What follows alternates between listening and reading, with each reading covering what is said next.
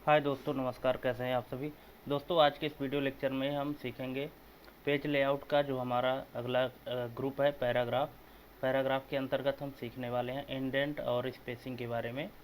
दोस्तों, ये पैराग्राफ जो है, तो जब हम इंसर्ट टैब में मिला था मेरे को ये पैराग्राफ, जैसा कि आप लोग देख पा रहे हैं, थोड़ा आपको जूम करके दिखा दे रहे हैं। ये देखिए, ये पैराग्राफ में मिला था, लेकिन इसमें सिर्फ लेफ़्ट ये इंक्रीज और डिक्रीज इंडेंट मिला हुआ था। लेकिन अभी हम जो पेज लेआउट में पैराग्राफ पढ़ने वाले हैं, तो इसमें थोड़ा सा लेफ़्ट राइट और स्पेसिंग का भी इसमें दिया गया है, बिफोर और आफ्टर का।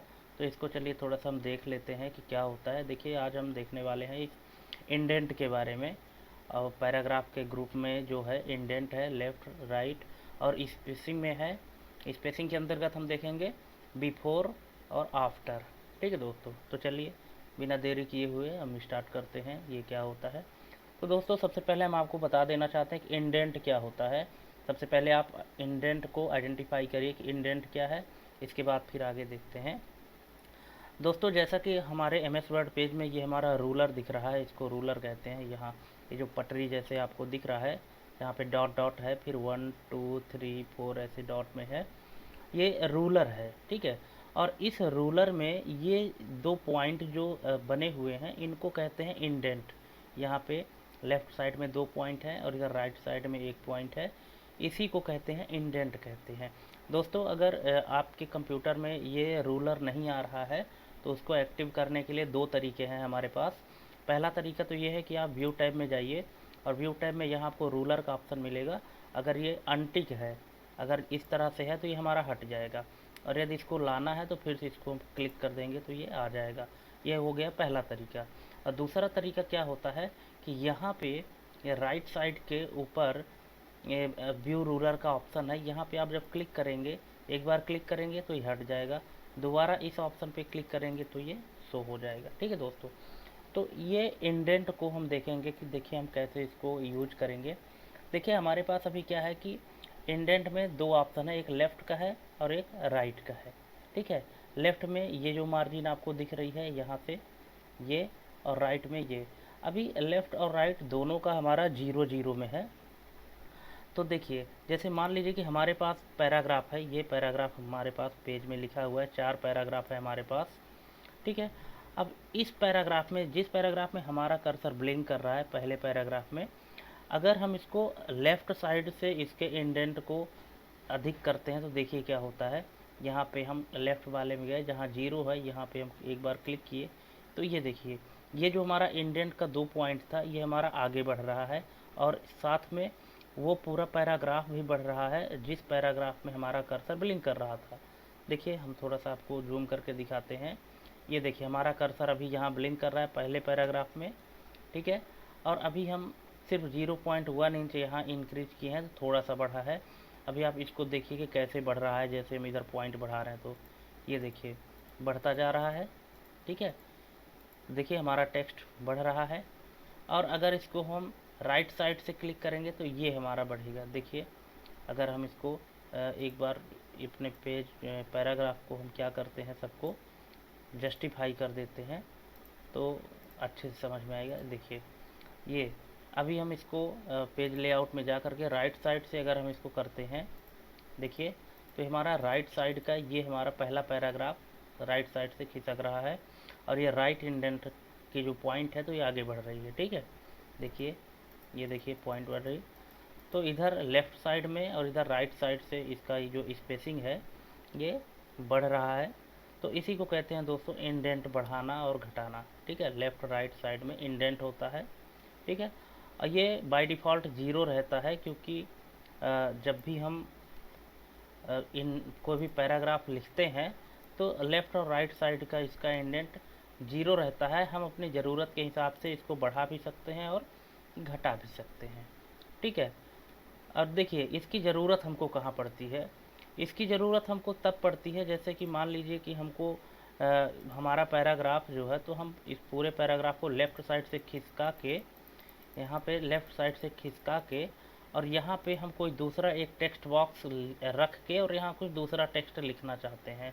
जैसे मान लीजिए इंसर्ट में गए हम, इधर शेप में, और इधर एक टेक्स्ट बॉक्स लिए, और यहाँ ऐसे हम टेक्स्ट बॉक्स रख के और छोटे छोटे अक्षरों में हम मान लीजिए कि कुछ छोटा मोटा टेक्स्ट लिखना चाहते हैं। जैसे मान लीजिए कि दिस इज फर्स्ट पैराग्राफ, ठीक है, दिस इज फर्स्ट पैराग्राफ और इस तरह से, ठीक है। तो हम थोड़ी सी स्पेसिंग बचा करके और इस तरह से हम अपने हिसाब से कुछ भी ऐड कर सकते हैं, चाहे हमारा वो टेक्स्ट बॉक्स हो, चाहे अगर टेक्स्ट बॉक्स ना ऐड करें कोई शेप रख दें। जैसे यहाँ पे हम किसी शेप को भी रख सकते हैं, जैसे ये हम स्माइली को रख दिए इस टाइप से, ठीक है दोस्तों। तो इस तरह से हम इसको रख देते हैं इंडेंट को बढ़ा के, ठीक है।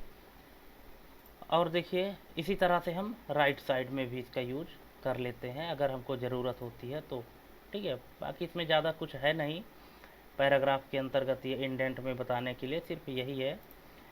और हालांकि इसके बारे में हमने जब यहाँ होम टैब में पैराग्राफ हम पढ़ रहे थे तो इसके बारे में मैंने थोड़ा सा बताया भी था।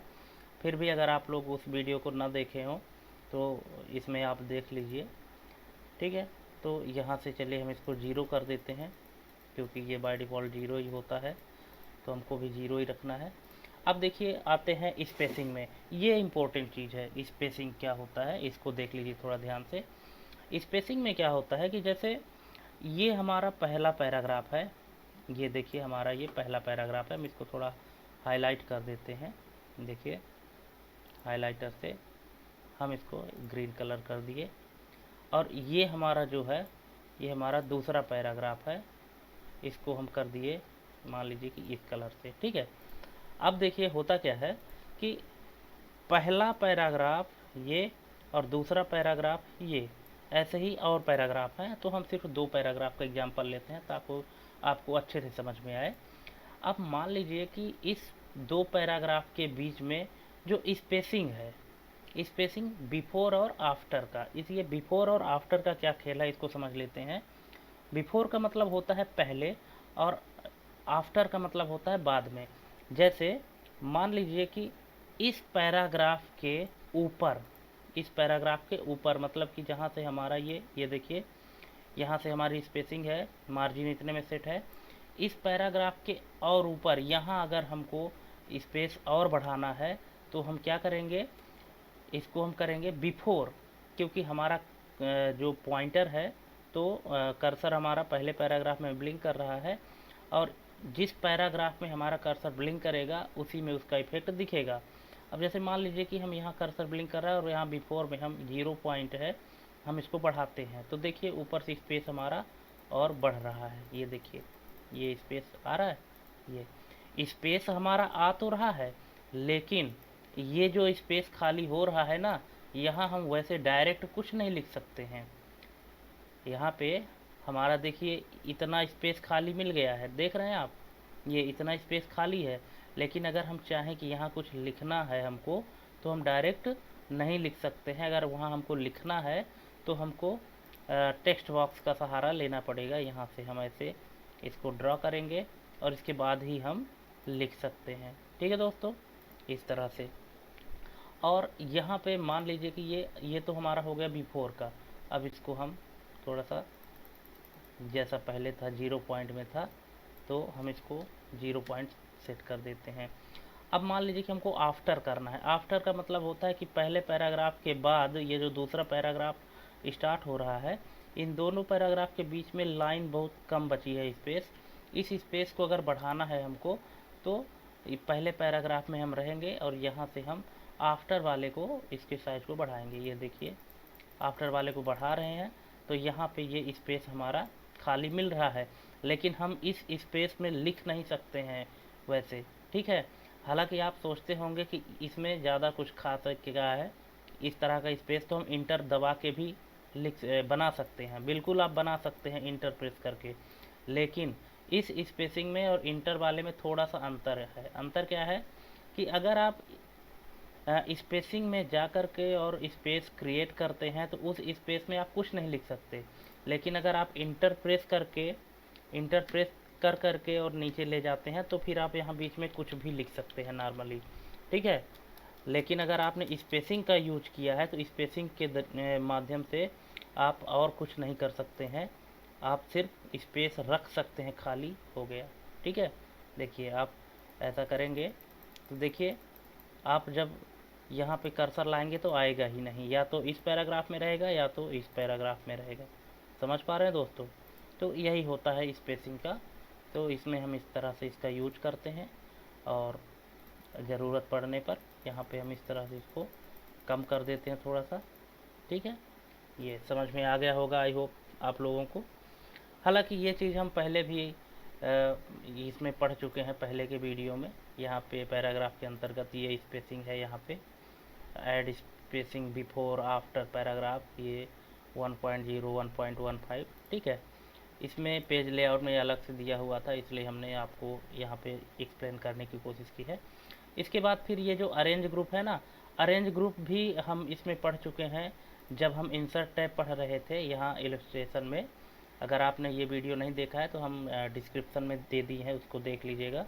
देखिए इसका क्या यूज होता है कि जैसे मान लीजिए कि अभी पेज लेआउट में ये अरेंज के जितने भी ऑप्शन हैं, देखिएगा जितने भी ऑप्शन हैं अभी क्या है कि हाइड है। ये चाहे position, bring to front, send to back, text wrapping, align, group, ये रोटेट, अभी सारे ऑप्शन क्या है हमारे हाइड हैं। क्यों हाइड हैं? क्योंकि अभी इनका यूज जहाँ होता है वो कंटेंट हमारे पेज में नहीं है, तो फिर इनका यूज कहाँ होता है? इनका यूज होता है कि जब भी हम कोई पेज में कोई पिक्चर या कोई शेप इंसर्ट करते हैं तब इनकी ज़रूरत पड़ती है। देखिए कैसे हम इंसर्ट में गए और यहाँ से हम पिक्चर उठाए, अभी देखिए अभी हमारा ये हाइड है। इंसर्ट में जब हम जाएंगे यहाँ से और यहाँ शेप में जाएंगे, ठीक है, और इनमें से किसी भी शेप को जब हम ड्रॉ करेंगे ऐसे, अब ड्रॉ करते ही देखिए फॉर्मेट में ये हमारा ऑप्शन मिल गया है ना। जैसे हम कोई भी शेप या पिक्चर इंसर्ट करते हैं जो अलग टैब जुड़ता है फॉर्मेट का, फॉर्मेट में ये देखिए अरेंज का मिल रहा है ना। तो ये चीज़ हमने आपको पहले भी एक्सप्लेन कर दिया है, हम वीडियो डिस्क्रिप्शन में दे देंगे, आप देख लीजिएगा, और अगर नहीं देखें तो आई बटन में आपको मिल जाएगा। तो यहाँ पे देखिए bring to front, send to back, text wrapping, align, rotate, position, ये सब यहाँ देखने को मिल रहा है आपको।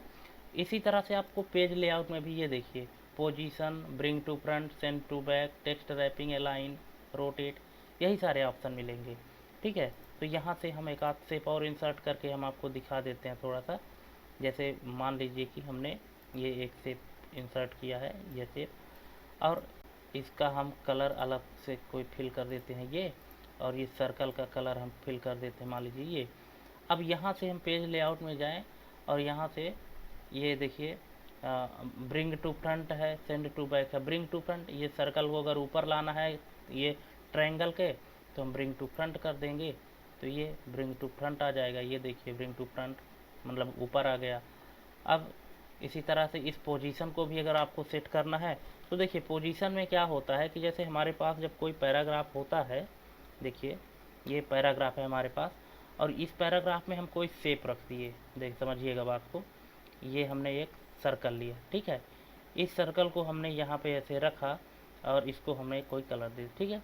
अब ये हमारा ये सर्कल हो गया है। अब इस सर्कल के पोजीशन को हम अपने पैराग्राफ में कहाँ सेट करना चाहते हैं, ठीक है। अभी तो हमारा यहाँ है, इसके पीछे टेक्स्ट लिखा हुआ है जो कि छुपा हुआ है, तो हम इसके पोजीशन में जाएंगे यहाँ पे, और देखिए अगर हम यहाँ कर दें इस तरह से, तो देखिए ये बराबर का टेक्स्ट हमारा आ गया है, ठीक है, हमारा टेक्स्ट भी दिख रहा है, और एक उस शेप के लिए एक फिक्स पोजीशन भी हो गया है जहाँ पे वो सेट हो गया है। अगर इसको सेंटर में करेंगे तो इस तरह से आएगा, अगर राइट साइड में करेंगे तो इस तरह से आएगा, अगर पेज के सेंटर में करेंगे तो ये देखिए ये सेंटर में जा रहा है, हम थोड़ा पेज को छोटा कर देते हैं तो समझ में आएगा। ये देखिए यहाँ पे अगर सेंटर में करेंगे तो हमारा ये शेप जो है तो सर्कल में इधर सेंटर में आएगा, ठीक है, इस तरह से। और यही है अलाइन का कि इसको आप कहाँ रखना चाहते हैं, वही है, ज़्यादा इसमें कुछ नहीं है। ये टॉप, मिडिल, राइट, सेंटर, ये चीज़ हमने यहाँ पे विस्तार से बताया है दोस्तों। इंसर्ट टाइप का जो इलस्ट्रेशन ग्रुप है इसमें हमने इस चीज़ को विस्तार से बताया है, इसलिए इसमें ज़्यादा कुछ खास है नहीं बताने के लिए, ठीक है। तो बस इसमें इतना ही था, और पेज लेआउट का ग्रुप यहीं से ख़त्म होता है, इसमें ज़्यादा कुछ खास नहीं है, है ना।